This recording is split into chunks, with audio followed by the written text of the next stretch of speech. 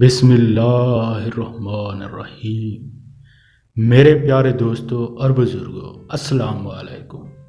جیسا کہ آپ جانتے ہیں، طلاق کے متعلق ہماری سیریز ویڈیوز چل رہی ہیں۔ اگر آپ نے ابھی تک ہمارے چینل کو سبسکرائب نہیں کیا تو ہمارے چینل کا حصہ بنیں تاکہ آپ تک اسلام کے متعلق ہر قسم کی ویڈیوز پہنچتی رہیں۔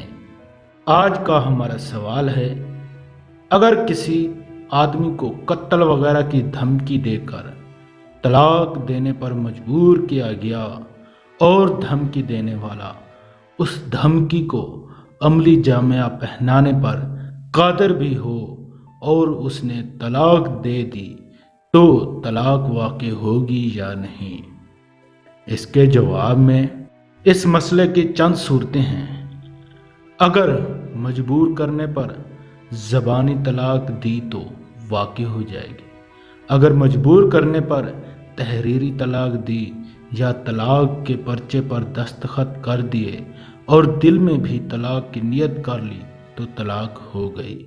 اگر مجبور کرنے پر تحریری طلاق دی اور زبان سے کچھ نہ کہا اور نہ ہی دل میں نیت کی تو طلاق نہ ہوگی۔ مزید اس طرح کے سوالات اور جوابات کے لیے ہمارے چینل کو سبسکرائب کریں۔ اللہ حافظ۔